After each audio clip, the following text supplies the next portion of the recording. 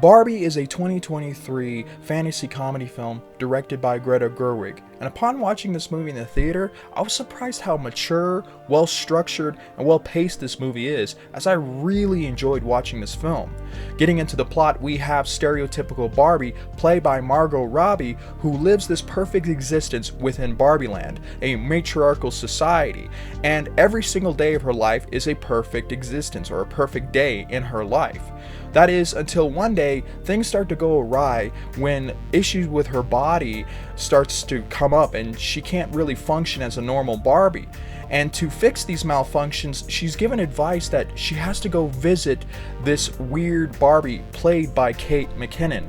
From there, she's told that the only way to resolve this problem is to go into the real world, meet the person who's playing with her specific Barbie doll, and has to kind of figure out the issue from there and resolve it with them. She then goes on a journey to the real world and is suddenly and unexpectedly accompanied by Ken, played by Ryan Gosling. As they both enter into the real world, they soon discover that the society isn't what they expected, and that things aren't really going that well, and the impact from Barbie isn't really that positive. Ken soon discovers that within the real world, instead of having a matriarchal society, they have a patriarchy, and seeing how great it is for him and for males, he soon brings back knowledge of this back to Barbie Land, forever changing Barbie Land. And now, then with Margot Robbie's character of Barbie having to not only resolve the issue that she has with the person who's playing with her doll in the real world, she also has to figure out how to fix Barbie Land and get things back to normal.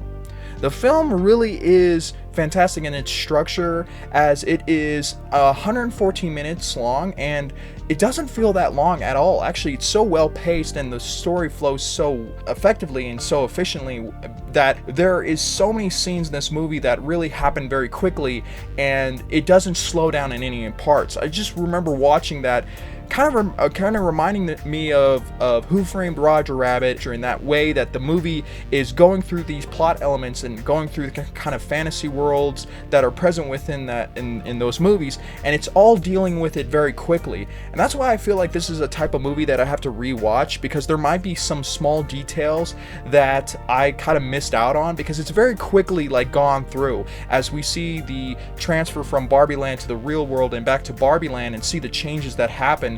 And the pacing of it is very consistent, and that's what I really very much enjoyed about this movie, in comparison to Oppenheimer, as it's very popular, as people have been watching Barbenheimer, the kind of double feature of Oppenheimer and Barbie. I think Oppenheimer, while it's also very well paced, and I think that's really what benefits that film, it's not as well paced, of course, as Barbie. And I think comparing the two films is very difficult, because of course these are two very different types of movies.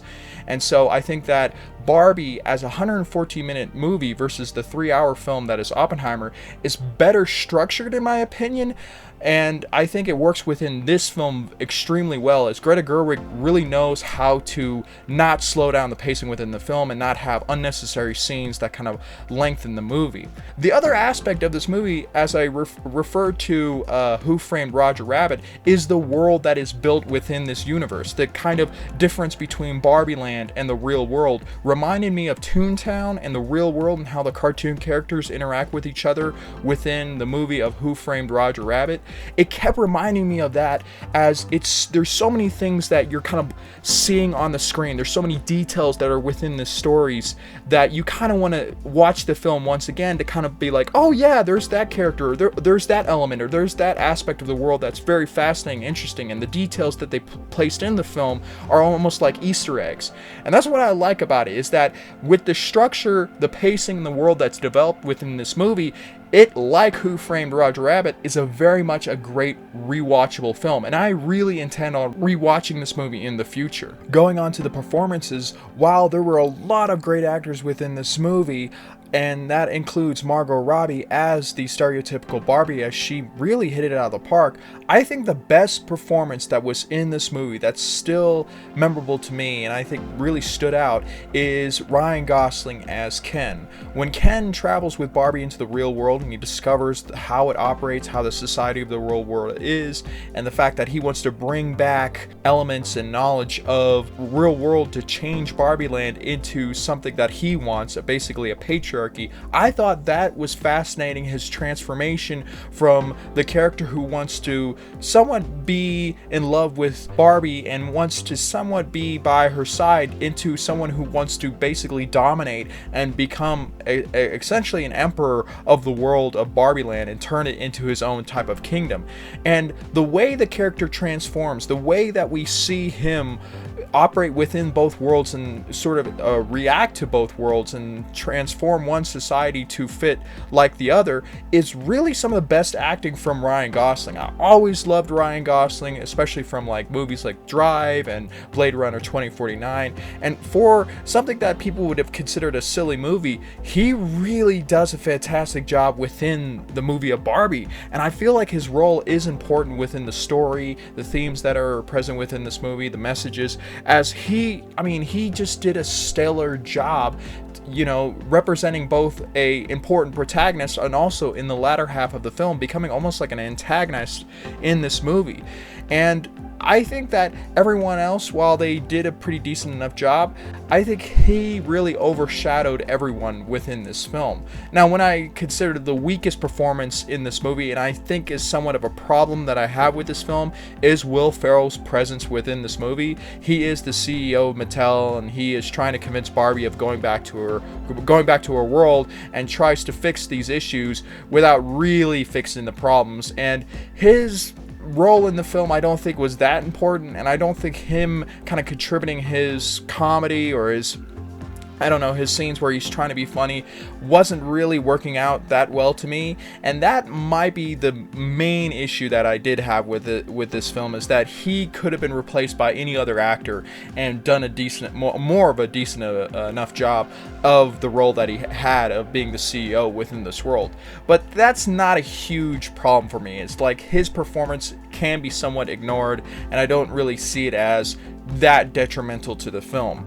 Everyone else does okay. I think, again, it's like there's an ensemble of characters, an ensemble of actors that are within this movie that do a good enough job. But again, I have to say that the standout performance was Ryan Gosling. And also that goes into the next aspect of this film that I really loved, which was the music. The best musical number within this film is Ken's song, and this song has actually done very well and gone on to be a viral kind of a music hit on the charts and stuff. And I think that it really is deserved because it's actually important in the story. This film, even though it's a fantasy comedy, doesn't really operate like a musical, but it does have a lot of musical scenes that are placed within it, and not inappropriately either. These are important bits that are in this movie that are to push the story forward, to push the narrative forward, and to give us important information. And that's what I really like when movies do that. They use music well to improve the film instead of being somewhat obnoxious or taking away some aspect of a scene within their stories, within their films. And that doesn't happen within this movie. Each song is important and it's well placed within this film. The soundtrack is really incredible in this movie, and I didn't at all feel like I was rolling my eyes or was thinking, wow, this is silly. It all fits well within this movie, and I think that is what really makes a film great, in the sense of like, if you can handle all the elements of the pacing, the structure, the music, the performance all coming together, making it into a well-paced, well-structured, kind of almost like really perfect movie, that's when I feel like it's like a stew that has been really well made, and all the elements that have been added to it really adds up to something that's a fantastic feast to consume, because that's what I feel like a Barbie is. There's so many elements that have worked so well with only a few issues that I had with this movie. Now, there has been a lot of criticism, especially from conservatives, towards this film as being propaganda, as being kind of heavy-handed with its themes, with its messages, especially the fact that this film is very feminist. This film has a lot of criticism towards capitalism and has even some mention of issues of racism that exist within the real world. But to be honest with you, because I'm not that type of person, a reactionary, and I don't really care if a film is a type of propaganda, when most films in the world can be considered some form of propaganda, seeing this movie, the kind of issues that they state that this film has of being very much heavy-handed, forcing propaganda onto kids, onto women, onto men. I don't really see it as that much of a big of an issue. Within this film, we have a redemption of an important character, that is Ken, as he takes over Barbie Land. And then we see Margot Robbie and the Barbies try to take it back and not try to turn the society back into a matriarchy. The thing is that what we see is that the issues that are plaguing men within society, as the film states, as the message that I interpreted from this film, is coming from the patriarchy itself. The systems of power that exist today are causing division, that are causing inequality and those types of problems. And we see this present within the Kendom, within how Ken, Ryan Gosling character, wants the society to develop, as it doesn't become the paradise that he's satisfied with, as there's issues that start coming up. And that's what I liked about the movie, is it doesn't just force this message of, yes, we must create a matriarchy. It's here we see that the systems of power need to be removed, essentially. And this is a type of message that, again, I'm okay with. I'm not a baby. I don't watch this movie thinking, oh my god, this is indoctrination. It is what it is. It's a Barbie movie, so there is going to be feminist messages within this movie. There's going to be issues of matriarchy versus patriarchy, how capitalism has created these types of systems of power in our society. And again, even with the problem of like racism that's not dealt with completely, and it's sort of mentioned but not, goes into detail about it, these messages that are within this film work well within it. It doesn't slow down any of the movie's progress. It doesn't slow down the narrative. It doesn't have a negative effect on the story.